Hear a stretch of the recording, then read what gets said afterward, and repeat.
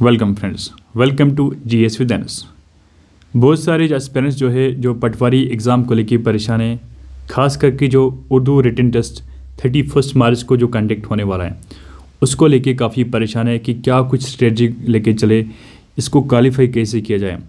Specially जो non Urdu background students हैं वो काफ़ी परेशान हैं और मेरे पुराने वीडियोस में काफ़ी सारे कमेंट मुझे देखने को मिले हैं कि हमें कुछ ऐसे सजेस्ट कीजिए और कुछ लिखने का तरीका क्या होगा, क्या कुछ हम इसको प्रिपरेशन लास्ट के दिनों में कर सकते हैं।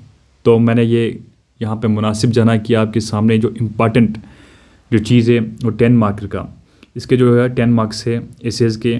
तो इन एसेज को कौन कौन से यहाँ पे पहले ऐसे इम्पॉर्टेंट पर और इन एसेज को कैसे अटैम्प्ट किया जाए वो यहाँ पे हम डिटेल में डिस्कस करेंगे। सबसे पहले अगर हम बात करेंगे, पहला जो मैंने इसे रखा है इंसानी हुकूक, ह्यूमन राइट्स हमेशा हर जगह डिस्कस होता है, तो एक इम्पॉर्टेंट इससे बन सकता है। ब्रॉडर टर्म में अगर आप इसको पढ़ के जाओगे, इसको करके जाओगे, मैं आपको यहाँ पे एक ऐसे पूरी तरीके से दिखाता हूँ कैसे करना है। फिर इसी को लेके आप बाकी एसेस भी कर सकते हो। और आपको लगता है कि आप खुद नहीं कर सकते, आप मुझे कमेंट करके बताएं कि कौन सा ऐसे आपको फिर मैं आपको करवा के दे सकता हूँ। आप नोट डाउन भी कर सकते हो, कोई मसला नहीं। फिर यहाँ पे दूसरा है ब्रॉडर ऐसे मैंने लिया है औरत का मकाम। औरत का मकाम में बहुत सारी चीज़ें आती है, अगर आप औरत का मकाम पढ़ोगे तो रिलेटेड टू द वीमेन जो भी कुछ आएगा आप यहाँ से छाप सकते हो, इंक्लूडिंग द वीमेन एजुकेशन वगैरह। फिर तहज़ीब व अदब की अहमियत, ये एक इम्पॉर्टेंट ऐसे। तरक्की पसंदी और इस्लामी तहज़ीब, ये कम रिलेवेंस है, इसको आप थोड़ा इग्नोर कीजिएगा। तालीम का मसला, एजुकेशन में तालीम का मसला पढ़ोगे तो क्योंकि मैंने ब्रॉडर टर्म लिया है, स्पेसिफिक मैंने ऐसे नहीं लिया। अगर तालीम का मसला पढ़ोगे तो एजुकेशन के रिलेटेड जो कुछ भी आप भी तैयारी करोगे वो मतलब जो कुछ भी ऐसे वहाँ पे आएगा एजुकेशन के रिलेटेड, तालीम के रिलेटेड, तो आप यहाँ से कर सकते हो। फिर समाजी बुराइयों की नज़ार, ये सोशल इवल जो भी है समाज में बहुत सारे इवल्स हो आपको पता है, तो यहाँ से आप ये कर सकते हो। फिर ज़रूरत से ज़्यादा तिजारत और इज्तिमाई ज़िंदगी का असर, ये भी कर सकते हो आराम से। फिर और एक इम्पॉर्टेंट मैं आपको बताऊँगी, फिर इसमें मोस्ट इम्पॉर्टेंट कौन कौन से। करप्शन एक समाजी बुराई, ये आप सबको पता है, वेरी इंपॉर्टेंट है, आपको इसको भी करना पड़ेगा। शहरी ज़िंदगी और इसकी समाजी परेशानियाँ, शहरी ज़िंदगी में जो है सिटी लाइफ में क्या क्या परेशानियाँ होती है आपको पता है with respect to the urban, यानी कि ये आप कंपैरिजन भी दे सकते हो शहरी और देहाती ज़िंदगी में। फिर जो लास्ट में और एक मोस्ट इम्पॉर्टेंट है सोशल मीडिया की अहमियत और असरात। ये मैंने 10 इससे जो है 10 उन्वान आपके सामने रखे, चुन लिए हैं for patwari Urdu written test. ये सारे के सारे जो है ये सोशल रिलेवेंस पे, ठीक है, सोशल रिलेवेंस पे ये सारे ऐसे हैं। तो इनमें से एक ऐसे जो है इंसानी हुकूक, हम इसको आपको डिटेल में बताएंगे कैसे करना है। मैंने आपको यहाँ पे आप देखोगे इंसानी हुकूक की अहमियत और असरात। सबसे पहले हम देखेंगे कि आप देखो यहाँ पे पहले मैंने इंट्रोड्यूस कैसे किया इससे को, फिर आगे नीचे कैसे किया। इंसानी हुकूक की इंसानी हुकूक इंसानियत की बुनियाद है। इंसानी हुकूक का मतलब है कि हर इंसान को अपने वजूद और इज़्ज़त का हक़ है। ये हुकूक हर इंसान की ज़िंदगी, इज़्ज़त और आज़ादी को तस्मीन करते हैं। इंसानी हुकूक की पैरवी इंसानी माशरती तरक्की और अमन की राह में अहम किरदार अदा करती है। ये आपको तमहीद बहाना इस तरीके से इंट्रोड्यूस करना है, जो भी टॉपिक होगा इसको थोड़ा सा 2-3 लाइनें में इंट्रोड्यूस करना है। मोस्ट इंपॉर्टेंट मैं आपको फिर से बताऊंगा, आपको वहाँ पे 100 वर्ड्स पे लिखना है। मैंने थोड़ा इसको काफ़ी लंबा करके लिखा है, आपको बहुत छोटा करके लिखा है, टाइम भी वहाँ पे कम होगा। फिर इसके बाद नेक्स्ट यहाँ पे इंसानी हुकूक की अहमियत इसलिए भी बहुत ज़्यादा है कि ये हमें इंसानियत के बुनियादी उसूलों की याद दिलाते हैं। इंसानी हुकूक के तहत हर शख्स को ज़िंदा रहने, आज़ाद रहना, अपने ख्वाबों को पूरा करने और अपने फ़िक्र व अक़ीदत के मुताबिक ज़िंदगी गुजारने का हक़ होता है।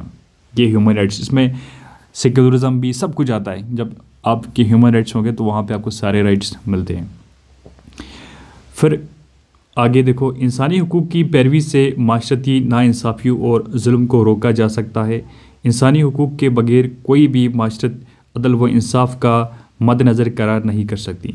इंसानी हुकूक की पैरवी से हमें समाजी बेइंसाफ़ियों का मुकाबला करने की तरबियत मिलती है। इंसानी हुकूक की नाफज़ी मुख्तलिफ़ कवानीन और इंतज़ामी तदाबीर के ज़रिए की जाती है। हुकूमतों को अपने शहरों और मुल्कों में इंसानी हुकूक की पैरवी और हिफाजत की ज़मानत देने की ज़िम्मेदारी होती है। इंसानी हुकूक के नुकसानात और नापूरक पैमाई से माशरतों में बेइंसाफ़ी और अजियत की बढ़ती रफ्तार को रोका जा सकता है।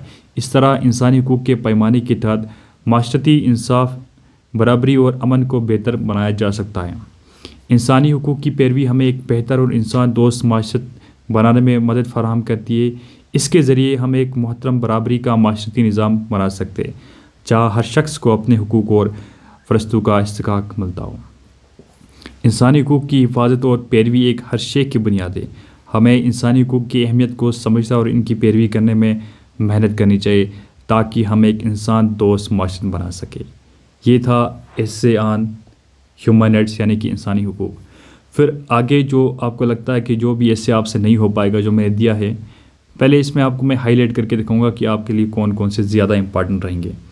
एक तो यही रहेगा इंसानी हुकूक वाला, तहज़ीब और अदब की अहमियत, ये 2 कर दीजिएगा। तालीम के रिलेटेड तीसरा है करप्शन का, ये ज़रूरी कर लेना, इसको भी थोड़ा अगर इग्नोर करोगे तो मसला नहीं है, ये भी देख लेना। शायरी और ज़िंदगी और इसकी समाजी परेशानी ये भी देखना। और सोशल मीडिया तो काफ़ी इंपॉर्टेंट है। मैं सोशल मीडिया पे भी ऐसे आपको बना के दूंगा और इनमें से आपको जो लगता है कि मुझे और करवा के देना चाहिए आपके लिए रेडीमेड, तो मैं आपको करवा के दे सकता हूँ। और आपके सुझाव में कोई भी और एक किस्से जो है सोशल रिलेवेंस पे आपके सामने है, आपको लगता है कि मैं आपके लिए करके दूँ, तो आप हमें कमेंट में बता सकते हैं कि कौन सा और ऐसे मैं आपके लिए करके दे सकता हूँ।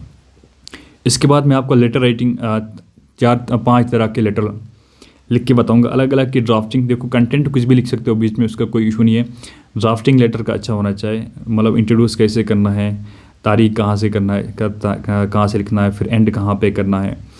कंटेंट बीच में आपका रहेगा, उसमें कोई इशू नहीं है। फिर आपको रीडिंग पोर्शन जो हम बोलते हैं इक़्तिबास में, आपको जो एक पैसेज दिया जाएगा उसमें से आपको 2-4 सवाल निकालने पड़ेंगे। फिर मैं आपको आगे ट्रांसलेशन उर्दू टू इंग्लिश और इंग्लिश टू उर्दू कैसे ट्रांसलेट करना है, line to line, word to word translate करना नहीं होता है, वो मैं आपको सिखाऊंगा दिनों में। लास्ट के दिनों में आपको मैं सारा ये रिवाइज़ करूँगा। बाकी मैंने हर चीज़ पे डिटेल्ड वीडियोज़ अपलोड किए हैं। आज की वीडियो में बस इतना है। Thank you.